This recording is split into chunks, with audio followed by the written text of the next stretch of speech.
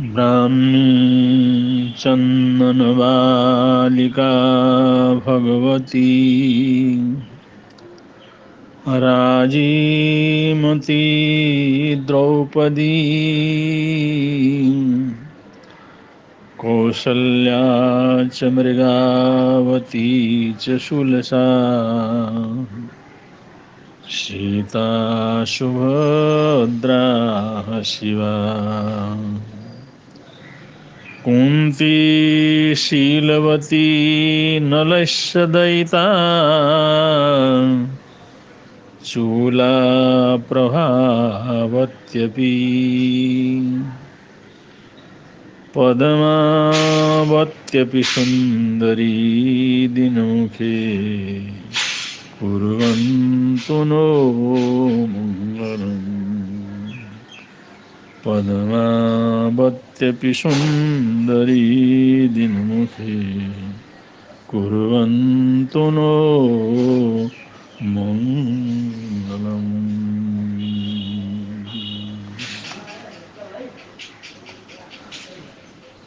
भारतीय इतिहास में प्रारंभ से ही नारी जाति का सम्मान रहा है। कभी किन्हीं परिस्थितियों के कारण इस बात में कमी आई हो या नारी समाज के ऊपर कुछ अन्याय अत्याचार हुए हो, ये तो स्वाभाविक है, क्योंकि समय समय पर लंबे समय अंतराल में कुछ ऐसे परिवर्तन घटित होते हैं। लेकिन अगर ऐसी भी कुछ भी बुराई आई तो भारतीय मनीषियों ने, भारतीय संतों ने, भारतीय विद्वानों ने, यहाँ के राजा महाराजाओं ने खुद आगे होकर के उन लोगों ने ऐसे लिंग संबंधी भेदभाव को समाप्त करने का प्रयत्न किया और उन लोगों ने पूरी तरह से उस चीज को नष्ट भी किया और संभाव के धरातल के ऊपर सबको खड़ा किया। तो ऐसे भारतीय संस्कृति में ऐसे उदाहरण भरे हुए हैं। अगर बाय द वे कोई बुराइयां आ गई तो भारतीय समाज के महापुरुषों ने ही आगे बढ़ करके अपने समाज में आई हुई कुरीतियों को, दुष्प्रवृत्तियों को, भेदभावों को, असमानता को, अनाधिकार चेष्टाओं को खुद आगे बढ़ करके उन्होंने उसको दूर किया।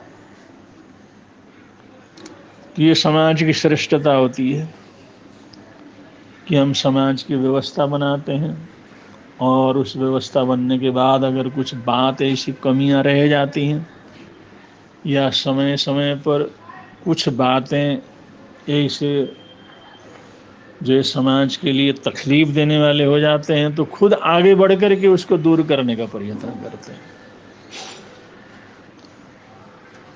तो भारतीय इतिहास में प्रारंभ से ही जितना मानव का, पुरुषों का महत्व रहा है उतना ही नारियों का भी पूरा महत्व रहा है। नारी की संजीदगी, उसका आंतरिक बल, उसकी सहनशीलता, उसका समर्पण, ये सारी चीज़ों को समय समय पर समाज ने तहदिल से स्वीकार किया और उन्हें अपने जीवन का निर्णय करने का अधिकार उनको दिया। ऐसे बहुत सी नारियों का वर्णन हमारे इतिहास के अंदर आता है जो हमारे लिए आदर्श पुरुष हैं। ऐसे ही एक महाराज जनक के समय, जब महाराजा जनक अपने राज्य का संचालन कर रहे थे, उस जमाने में शूलभा नाम की एक परम विदुषी स्त्री थी।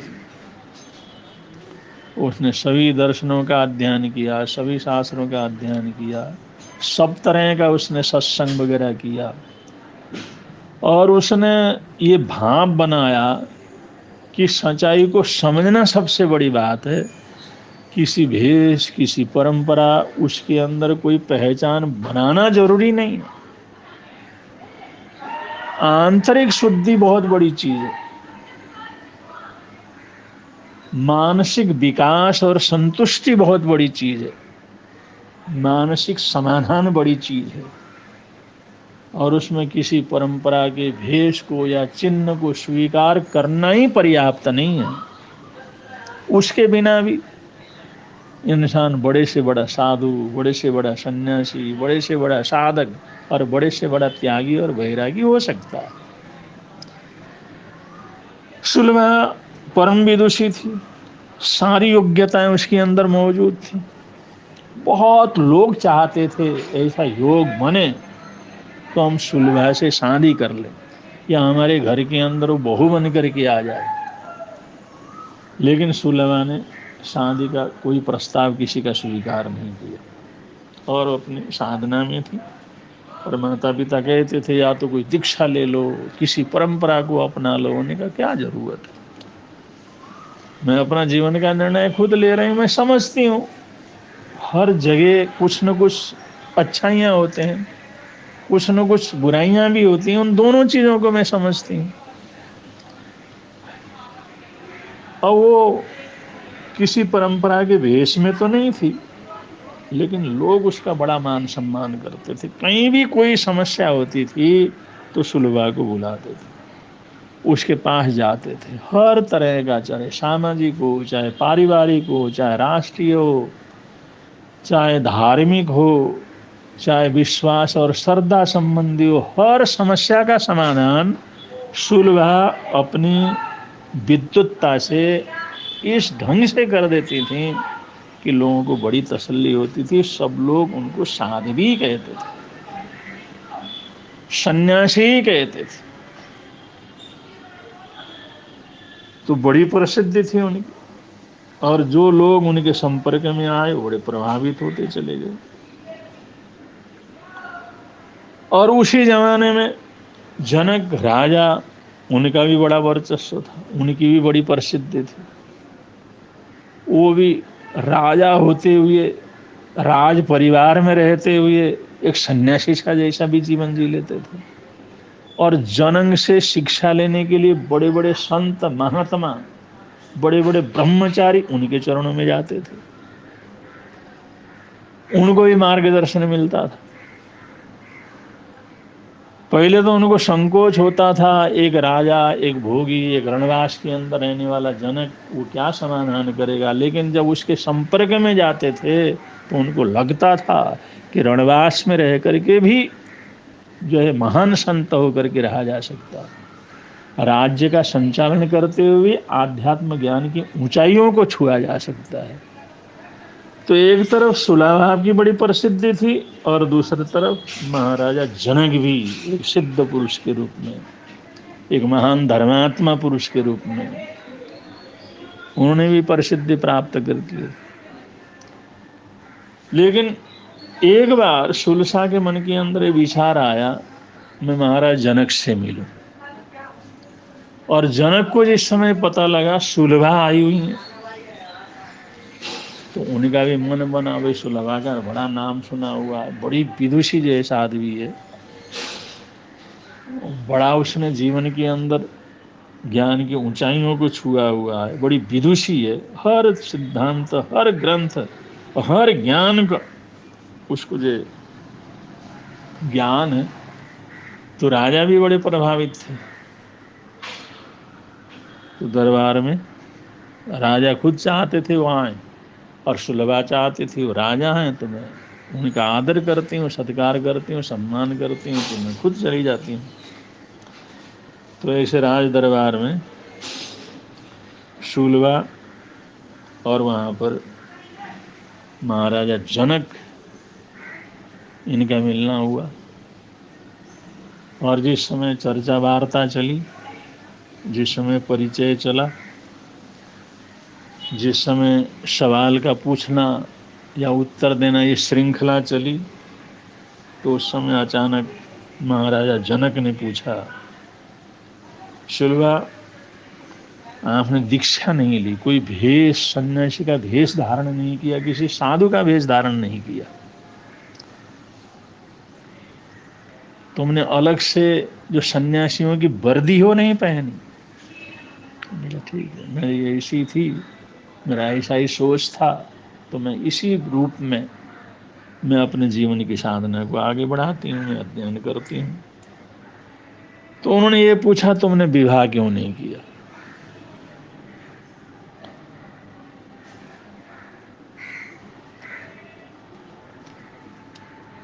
आपने विवाह क्यों नहीं किया?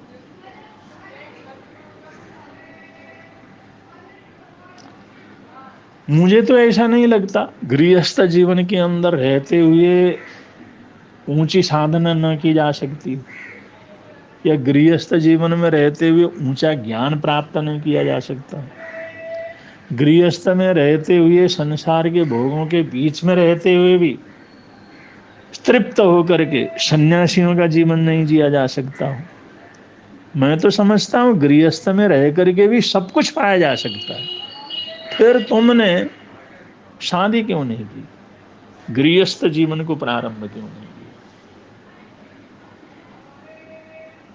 सुलभा ने कुछ उत्तर नहीं दिया। महाराजा जनक कहने लगे तो मेरे को मैं गृहस्थ होते हुए भी गृहस्थी के मुंह में नहीं पड़ता, मैं राजा होते हुए भी राज सत्ता की लोलुपता मेरे मन के अंदर नहीं है। मैं तमाम भोगों के बीच में रहता हुआ भी विरक्त रहता हूं।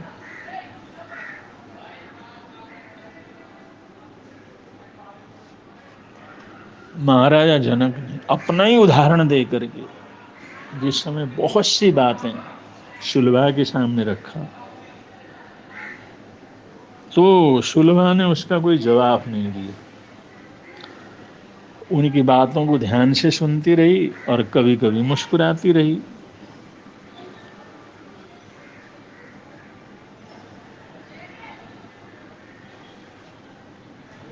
जब वो नहीं बोली तो जनक ने ही पूछा, ये बतलाओ तुम गृहस्थ में नहीं रहती, तुमने बड़ा भारी जो है एक साधना पथ को अपना लिया, किसी भेष को तो नहीं अपनाया, किसी परंपरा को नहीं अपनाया, लेकिन तुम वास्तव में सन्यासी के रूप में ही हो, साध्वी के रूप में हो, तुम्हारा कोई रुचि घर गृहस्थ बसाने की नहीं है। मैंने कहा ठीक है, ऐसा ही है। और मैं सारे संसार को सब कुछ जो है हो करके उसके बीच में रह करके जो है सारी स्थितियों को पार करते हुए मैं अपने जीवन को ऊंचा उठा करके रखता हूँ, संयमित रखता हूँ, विरक्त रखता हूँ, निर्मोही रखता हूँ।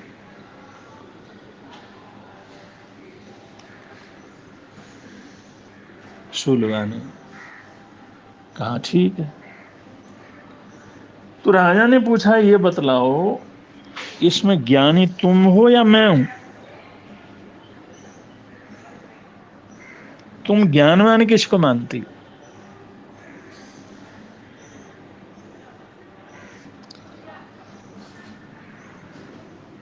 या सारे झंझटों से मुक्त रह करके जो है विद्वान होने वाला ज्ञानवान होता है, या सारे संसार के झंझटों के बीच में रह करके भी सब कुछ समझने वाला वो ज्ञानवान होता है? तुम बतलाओ, तुम्हारी दृष्टि में तुम समझदार और ज्ञानवान हो या मैं जो है ज्ञानवान हूं? किसको महत्व देती हो तुम? तो सुलभा ने जनक की तरफ देखा और थोड़ी मुस्कुराई और उन्होंने कहा महाराज, मैंने जहां तक मैं समझती हूँ, जहां तक मैंने अपने जीवन में अनेक अनुभव किए हैं और अनेक लोगों से मैं मिली हूँ, अनेक ज्ञानियों के संपर्क में मैं आई हूँ, और उसी वजह से मैं इस पथ के ऊपर जो अग्रसर हूँ। मैं जहां तक समझती हूँ, जहां तक मेरी समझ है, ज्ञानी व्यक्ति जो वास्तव में ज्ञानी होता है वो कभी भी आत्म प्रशंसा नहीं करता, वह कम बोलता है और मौन को महत्व देता है।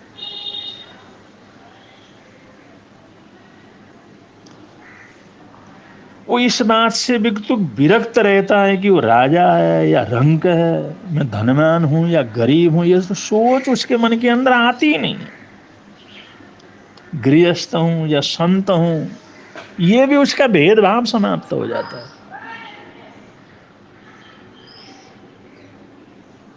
मेरे विचार से तो आत्म प्रशंसा से बिल्कुल मुक्त जो रहता है वही ज्ञानी होता है।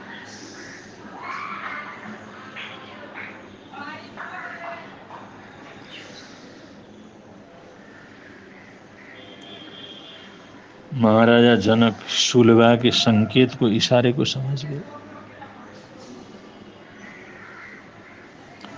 उन्होंने स्वीकार किया, मैं इस विदुषी के सामने वास्तव के अंदर हार गया। मैंने बिना कुछ सोचे ही आत्म प्रशंसा कर ली, और उसी को शूलबा ने एक मेरे ज्ञान में कमी को जो है उन्होंने बतला दिया कि आत्म प्रशंसा ये ज्ञानियों का लक्षण नहीं है। ठीक कहा।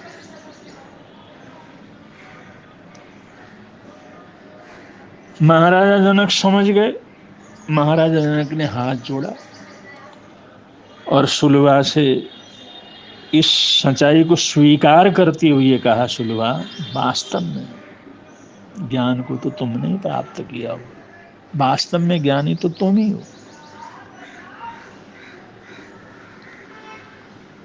और आज तुमने मेरी आंखें खोल दी।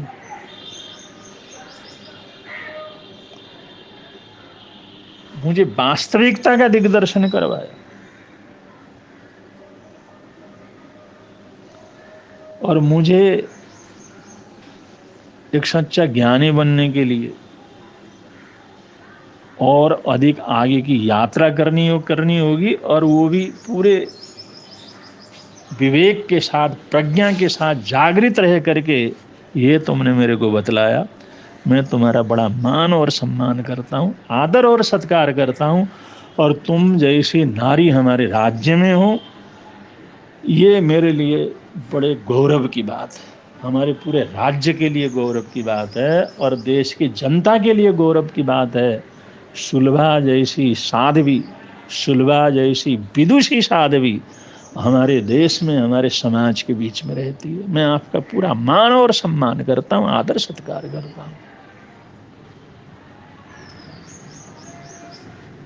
लोगों ने शूलबा की विदुषीपन उसको भी देखा, और महाराजा जनक की सरलता को भी देखा। वास्तव में ये ऐसे व्यक्तित्व हैं जिनको हम छोटा बड़ा नहीं कह सकते, जिसकी एक दूसरे से तुलना नहीं कर सकते। अपने आप में शूलबा भी अपना व्यक्तित्व को, परिपूर्ण व्यक्तित्व को धारण करने वाली स्त्री है, और महाराजा जनक वो भी अपने आप में बड़े अनूठे हैं। इन लोगों के प्रति हम एक आदर रखते हैं, सम्मान रखते हैं, सद्भाव रखते हैं। ऐसे व्यक्तित्वों का हृदय से मान और सम्मान करते हैं। ये लोग दुनिया को बनाने वाले होते हैं, जीवन को ऊंचा उठाने वाले होते हैं, और इसमें बड़े छोटे की कोई बात नहीं रहती है। अपने आप में शूलबा भी श्रेष्ठ हैं, तो अपने आप में जनक राजा भी अपने आप में बड़े श्रेष्ठ हैं। इनको हम बड़ा छोटा करके कभी आंक नहीं सकते। महापुरुष महापुरुष होते हैं, और हर व्यक्तित्व अपना अलग व्यक्तित्व लेकर के, अलग पहचान लेकर के चलता है, और वही पहचान उनकी सबसे बड़ी जीत रहती है, सबसे बड़ी बात रहती है। वो अपने स्वभाव के साथ, अपने पहचान के साथ ऊंचे जीवन को जीते हैं। ऐसे महापुरुष सबके लिए मार्गदर्शक होते हैं, और ऐसे लोगों का नाम स्मरण, ऐसे लोगों की स्मृति जरूर हमारे जीवन के अंदर बनी रहनी चाहिए। उस स्मृति से ही हमारे जीवन में कुछ न कुछ परिवर्तन घटित हो सकता है, और हमारे को समय समय पर मार्गदर्शन में मिल सकता है। इन्हीं मंगल कामनाओं के साथ, इन्हीं सद्भावनाओं के साथ अपने वक्तव्य को विराम दे रहे हैं। बोलिए भगवान महावीर स्वामी की जय।